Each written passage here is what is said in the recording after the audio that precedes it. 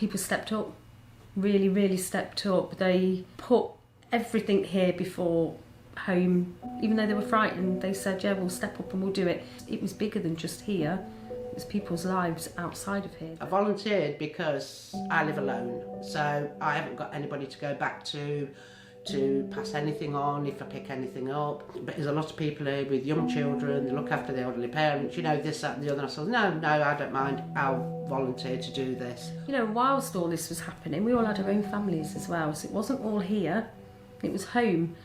A lot of staff, their children were at school and they were left at home. There was no schooling and you were expected to homeschool your children. My daughter, she was 10. She was left at home on her own. There wasn't any furlough, any time off, any having some nice family time, which a lot of people were doing.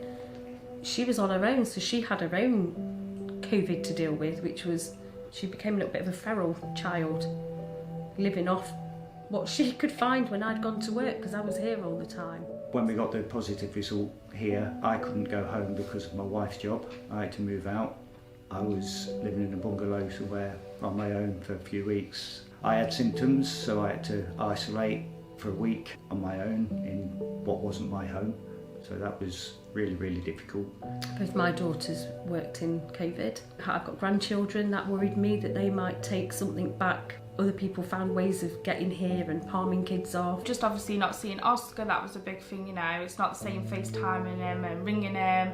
So you were going home mentally exhausted, but then when you were going in and stepping in through your door, you're also aware that you're protecting your 2 kids, your wife, your family, your mum and dad. Everybody sacrificed something. Not seeing my mum, because I see my mum like all the time. I'm surprised me and my partner are even still together. I used to go home and take it all out on him. I used to offload my stress onto him whilst he was still doing 8-hour shifts too. He didn't ask for that, and he definitely didn't deserve that. He'd say, what's wrong with you? Why are you getting upset? You're working too much. It's your own fault. If you weren't there so much, you wouldn't be grouchy now, or we wouldn't be having this argument now. But he wasn't here. He doesn't know what happened. When I left home, he was asleep. When I got home, he was asleep. There was no mummy's home from work, or when's mummy home from work. I could go from seeing him on a Thursday night to not seeing him till Monday morning. And as a 2-year-old, it was a big deal. I hope he forgets I wasn't around. We said that we'd go on the COVID team. Georgia and I moved out and we lived in the house next door with some other members of staff, which I'd never worked night shifts before. We said straight away we'll go as a team. Whilst this was all going on, I was also studying for my A-levels. Oh, I miss my husband. I miss my kids, but yeah, it really hit me hard being away from my husband. I miss my dogs. Family here are my family too. And as much as I love my children, I love everybody here, and I wanted my family at home to be safe and my family here to be safe. For me to be able to support the family here, my children would have to move out of the family home for a period of time to ensure they were safe. I dropped them off at my mum's, I said my goodbyes. I told my mum I loved her. I was anxious that I was going to catch it and take it home and give it to my daughter. My daughter's got autism, so I didn't want to give it to my daughter because if she had to go to hospital, she'd end up going on her own. So she went and lived with my mum for 5 weeks.